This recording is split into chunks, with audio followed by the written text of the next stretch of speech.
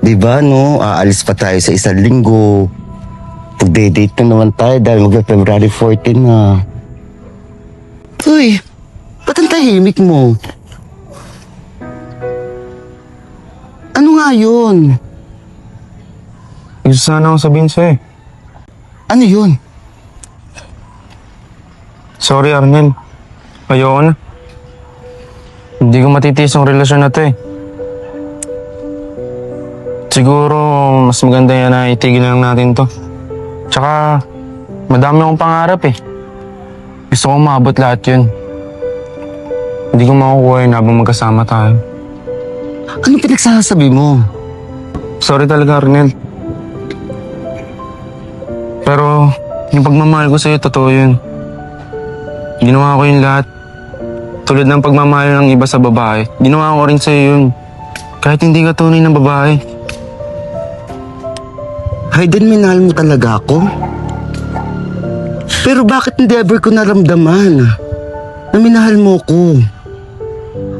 Ang gusto ko lang naman, yung pagmamahal na kusang binibigay sa akin. Pero, Hayden, bakit ngayon? Ano sinasabi mo? Nandito naman ako lagi para ma-achieve mo lahat yung mga pangarap mo. Sorry talaga, Arnel. Sorry sa mga bigla-bigla kong desisyon. Siguro, stress lang ako. O kaya maraming iniisip. Pagod na ako, Arnel eh. Kaya gusto ko mapag-isa muna. Hayden, hindi naman kita pipigilan sa mga pangarap mo sa buhay. Hayden, wag mo naman gawin sa akin to. Alam mo naman kung gaano kita kamahal. Hayden, nandito naman ako. Lahat gagawin ko. Di ba, hindi naman kita pinipigilan. Lahat ng gusto mo nagagawa mo. Bakit ngayon, hiniwalayan mo ko? Sorry. Hayden, naiintindihan naman kita dahil alam kong stress ka ngayon. Alam ko na may mga bagay kang iniisip. Pero Hayden, huwag naman sana ngayon. Sorry, Arnel. Sorry sa mga bigla-bigla kong desisyon. Tumigil ka na. Sorry talaga. Hindi na ito mauulit. Ayusin mo na sarili mo. Sorry talaga. Stress lang ako. Hindi na ito mauulit. Hayden, alam ko na hindi ako mapera.